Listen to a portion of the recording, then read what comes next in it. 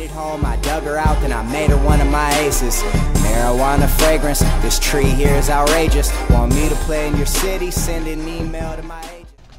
Yo, what's going on, everybody? It is Straight Out of Austin here, aka the King of Austin, and today we're back for episode 2 of the Georgia State Dynasty here on NCAA Football 14. And today we are doing a little bit of recruiting first of all. So you can see I made two pretty major depth chart changes. I'm gonna play my backup running back and my backup quarterback, and you can see that we're ranked 126 in the preseason polls. And here's a very sped up version of this week's recruiting. I'm still not really sure how to show all this recruiting. Here I'm still playing around with it, so I think I'll have a more condensed version for next week, but we'll see. So I made two kind of pretty major moves in the depth chart. A quarterback had come into this, or starting quarterback I should say, had come into this year as the captain of the team, and he's being benched for backup Ronnie Bell, as Ronnie Bell is just a little bit faster, and he fits in our system a little bit more, so we're going to see how it goes. Both are going to get playing time today, but Ronnie Bell will get the start, and we will see how this works out. We're also going to start Travis Edwards over running back George House. I think that's his name. Once again, just getting a little bit more speed in the lineup for that spread option attack. And yeah, that's pretty much that. There isn't really much else to say about it. Those are the reasons. The overall differences weren't too much, and the speed differences were enough that I felt it was going to be an advantage for us to start those two. So we're playing FCS Southeast. Now, in real life, I'm not 100% sure who Georgia State actually plays in this week. But 3 of our first 4 games are against FCS teams, with a game against West Virginia coming in week 2, and then a game against Alabama coming in week 5. So that's going to be a bit of an adventure. But either way, to start out the year, we are in the Georgia Dome going up against FCS Southeast. This is a game that, although they are a class lower than us, they're in higher overall than us, which means that although it may seem like a cakewalk of a game and that we should start out this year 3-1 with these FCS opponents, maybe a little bit harder than it sounds. These teams are ranked higher than us, and it's as weird as that is, but it's not that weird when you think Georgia State was basically one of these teams a year ago. So we'll see how it goes. You can take a look at the intro scene right here, and then we'll get into the game in just a moment. Getting hyped, playing in the Georgia Dome. Really excited about getting to play in the Georgia Dome. That's probably one of my favorite parts about this team. But either way, so I think our highest rated quarterback was something McLean. I can't remember what his name is, but I believe Clay Chastain is actually going to be their starting quarterback in real life, so we might have to give him some reps. We'll see what happens. I'm not actually too sure on that. I can't confirm, but he's the first quarterback that popped up onto this roster that I'm looking at on my phone. But either way, let's get to this game started. That starts as a kickoff, and head coach Ian Vogt coaching his first game at Georgia State, the brand new coach trying to take this team to the top, starting from the bottom, trying to get to the top, as Drake would say. So here, Ronnie Bell starting this game off with a spread option, hand off to Travis Edwards, and he's going to get stopped. So it's going to be a 3-and-out to start, and it is not a good start for the Georgia State Panthers. On the ensuing drive, though, that's going to be dropped by the FCS Southeast receiver, so we're going to get a 3-and-out, well, not a 3-and-out, actually. They drove up the field a little bit. So we get the ball back on 2nd and 10. Ronnie Bell drops back. He's going to get pressure, and he's sacked for a gain of minus 11 yards. So that's going to set up a 3rd and 20, and on 3rd and 20, Ronnie Bell once again at the shotgun set. 3 receivers to his left. He drops back and is looking, fires it deep, but a terrible throw by him. That will go wide to the left, and look at that inappropriate celebration by the FCS Southeast. I don't know. Either way, Sam Harmon, the quarterback here for FCS Southeast, does the option and scrambles to the right side, picks up a huge gain right there, 22 yards on the rush. First down, ball inside to the red zone. Now on 3rd and 12 from the 18-yard line, Harmon with 4 receivers and 1 tight end. Harmon drops back. He's looking. It's going to be caught, but then dropped on the hit by the Georgia State Panther linebackers. That's going to set up a 4th and 12, and their field goal unit will come on to try and put up a early 3 points on the board, and they do just that. So 3-0 early on for FCS Southeast as we are close to the end of the first quarter already.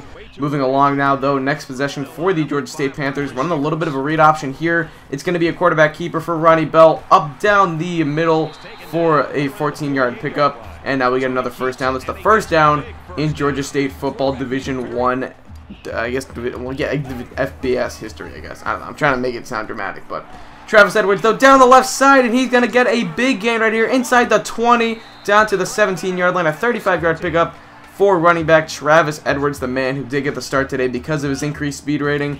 Now Bell out of the shotgun set, drops back, looking over the middle, finds Williams, and it is going to be down at the 1-yard line. Danny Williams is stopped just at the goal line, so that's going to set up a 1st and goal. And now on 2nd and goal, hand off to Evans up the middle for the touchdown, and Georgia State is on the board for the first time in FBS football history for this young program.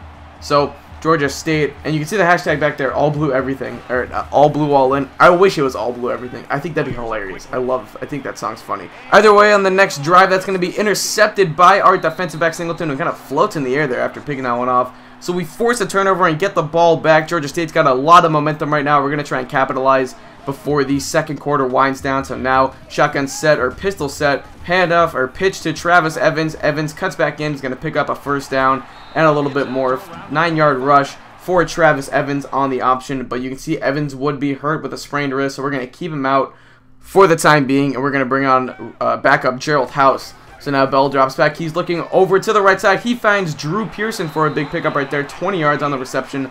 That's going to be a 1st down inside of the 40-yard line. The Panthers are driving once again. Now 1st and 10. 3 wide receivers and 1 tight end and a halfback. Ronnie Bell finds Giles in to the left side for a big pickup. 15 yards. Jordan Giles on the nice gain right there. 1st and 10 now. Almost inside the 20 at about the 23-yard line. Now here's going to be a triple option play. It's going to be handed off to Paris Lee. Lee up the middle. Touchdown, Georgia State. And Georgia State is going to take a 14-3 lead. They extended right there. And we look to go into the halftime with potentially an 11-point lead. But FCS Southeast is going to have something to say about that. Sam Harmon finds Hopkins over the middle. Robert Hopkins picks up 15 yards.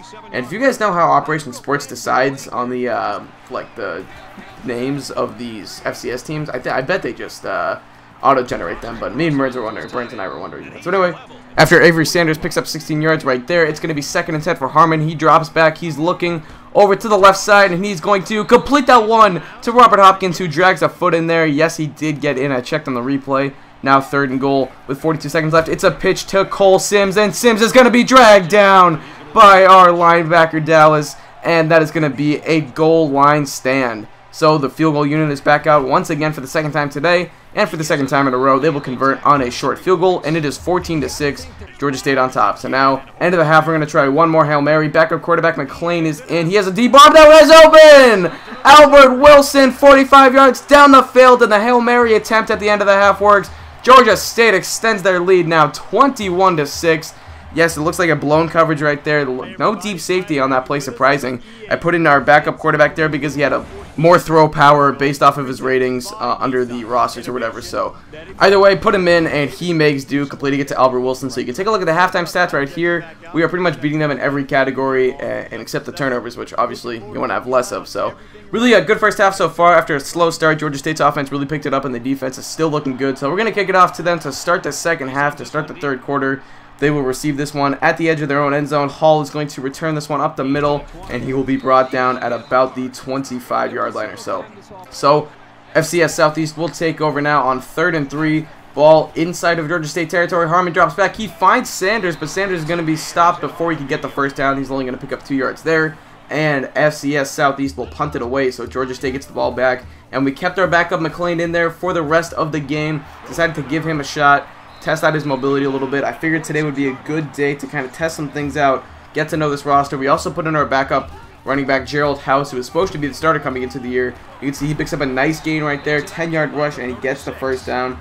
So like I said, I figured this would be a good game to try some things out. We were in control of this game. I felt really confident, and I just felt we could kind of test some things out and see where it goes with some of these other guys. So we completed to Drew Pearson right there, and McLean is really showing off his arm there. Definitely has a better arm than starter Ronnie Bell. Obviously, Bell is in there for his footwork more than his arm. But either way, here, read option, McLean up the middle. He's going to pick up a rushing touchdown of his own, something you wouldn't expect out of him. His speed is only in the mid-60s. Bell is up more in the mid-70s. So really impressive right there by Ben McLean, the former captain, the former starting quarterback. And now Harmon drops back 1st and 10. He's going to find Dixon to the right side, and Dixon is off to the races. So FCS Southeast will inch a little bit closer as they're going to cut the lead down. They cut it to 28-12, and big play right there. Got to avoid the big play in games like this. You just want them to burn as much clock as they can when they're on offense, doing little dink routes and stuff. So they're going to go for 2 here. Harmon drops back, finds his running back, I believe, Brandon Riley, for the 3-yard reception, and that will go in. So they cut the lead to 14. They get within 2 touchdowns and 2 extra points.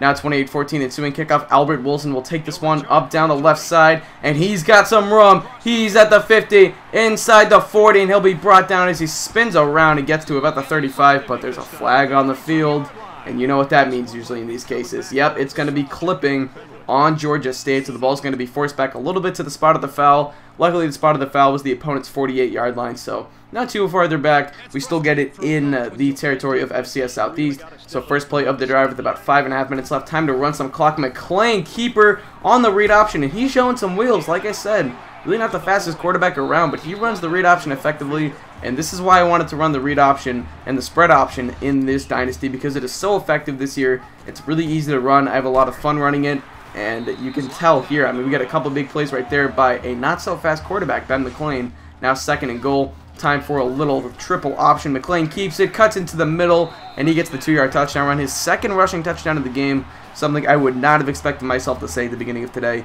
35-14 will be your score. FCS Southeast gets the ball back. 35-14. They need to get something going and quickly. Harmon finds his receiver Jay Dixon over the middle inside Georgia State territory after that 16-yard pickup. It's going to be a 1st and 10 for FCS Southeast. Harmon once again at the shotgun. Finds Avery Sanders down the right side. He's going to get inside of the red zone on a 27-yard pickup by FCS Southeast. And look at those improved uniforms from FCS teams this year. Something, small touch that I enjoy from NCAA this year.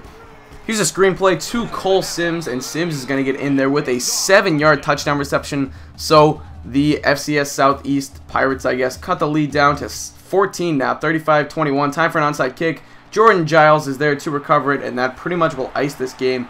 And FCS Southeast does have 3 timeouts, so they could get a stop here, but a first down will pretty much seal it. So McLean is going to come back out on the shotgun set with 2 running backs on 3rd and 5. McLean drops back, tons of time, and eventually is going to find Danny Williams for a 14-yard pickup in the first down, and that's going to pretty much do it. 2 minutes left, no timeouts for FCS Southeast, and we can just run clock from here. Now 16 seconds left, handoff to Gerald House, and House puts it in. So we get a 21-point lead back once again, 42-21. And that's going to be the final score of the ball game. We double up FCS Southeast in Georgia State's first win as a FBS program. Georgia State takes home the W. We are 1-0 on the season. Great win today. Obviously, a game we should have won, but I still felt confident about, just being able to know that we can beat teams like this. That is a good confidence builder. Ben McLean does get player of the game coming off the bench today, looking very impressive. A bit of a quarterback controversy early on in this dynasty. We'll see where we go from here. That's pretty much going to wrap up this video, so I thank you guys for watching. Hope you did enjoy. Just out. Peace.